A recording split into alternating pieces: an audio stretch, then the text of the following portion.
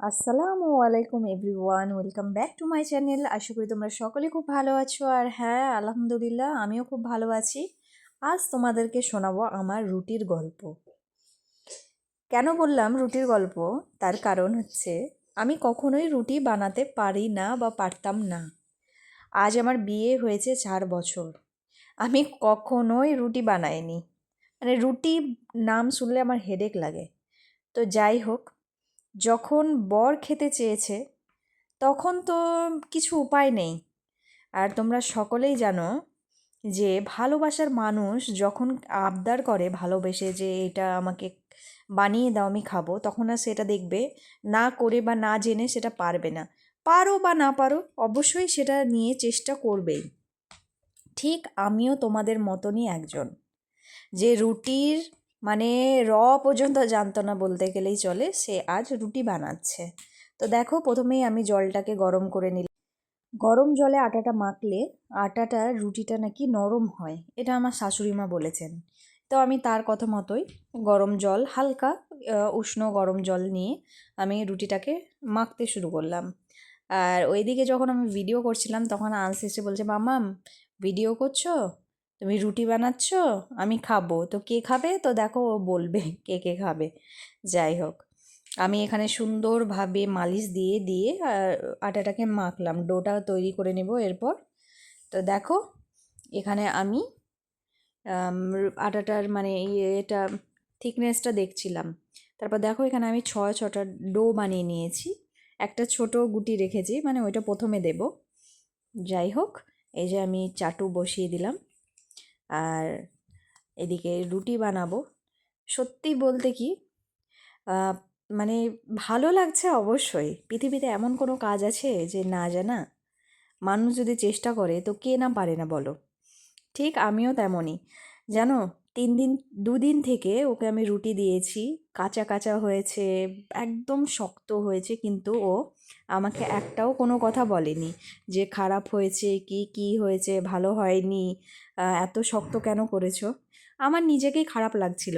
যতই ও না বলুক তবুও তো আমি বুঝতে পারছিলাম যে রুটিটা আমি পারফেক্ট বানাতে পারছিলাম না। অ্যাকচুয়ালি এটাই হয়, প্রথম যখন বানানো যায় তখন কোনো কিছুই পারফেক্ট হয় না, আস্তে আস্তে সেটা পারফেক্টের শেপ ধারণ করে। ঠিক আমারও তেমনই। এই যে আমি রুটিটা বানাতে স্টার্ট করলাম, দেখো আজ আমার রুটি বানানোর 4র্থ দিন। তো আজ দেখো আমার রুটিটা কেমন হচ্ছে। আশা করি আগের থেকে আমার অনেক ইমপ্রুভমেন্ট এসেছে। এটা তোমরা ভিডিওটা দেখলেই বুঝতে পারবে যে দেখো, আটাটা ভালোভাবে মেখে নিয়েছিলাম বলে রুটিটা খুব জলদি জলদি হয়ে যাবে। তো দেখো, আস্তে আস্তে রুটিটা বেশ ফুলে উঠেছে। যাই হোক, রুটি যখন ফুলছিল তখন তোমাদেরকে আমি আমার মনের আশা ভাব প্রকাশ করতেই পারবো না যে আমি কতটা খুশি হয়েছিলাম যে আমি ফোলাতে পেরেছি রুটি। মানে লিটারেলি এত ভালো লাগছিল যখন আমি বানাচ্ছিলাম যে না, আমি পেরেছি, আমার মিশন সাকসেসফুল। যাই হোক, এখানে আমি 6-6টা রুটি বানাবো। যদিও বা 6টা রুটি লাগে না, ও খাবে 2টো, আন্স খাবে একটা, আর 3টে থেকেই যাবে। তবুও ওই যে হাতের মাপ, অল্প হয় না। যাক, করে নিলে তো আর নষ্ট হবে না, ঠিক খাওয়াই হবে। তো দেখো, আমি আবার দ্বিতীয়টা দিয়ে দিলাম। এবার আমি বড় দিয়েছি। প্রথমে ওই যে বললাম, প্রথমে টেস্ট হলো, টেস্টের জন্য ছোটোটা বানিয়েছিলাম।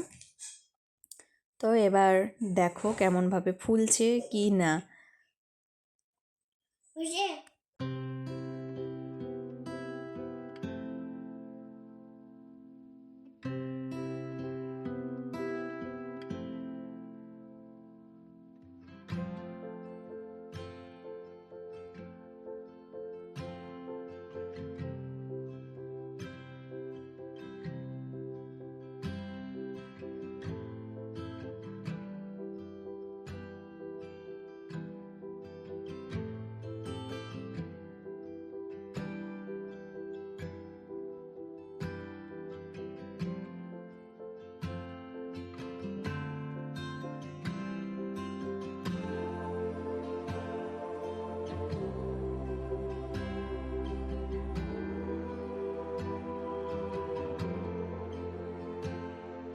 তো দেখলেন, চেষ্টা করলে মানুষ সব কিছুই পারে।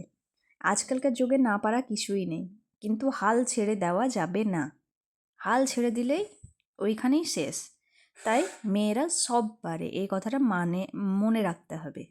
যাই হোক, আজকের মতো এতটাই। ভালো লাগলে অবশ্যই একটা কমেন্ট করে দিও।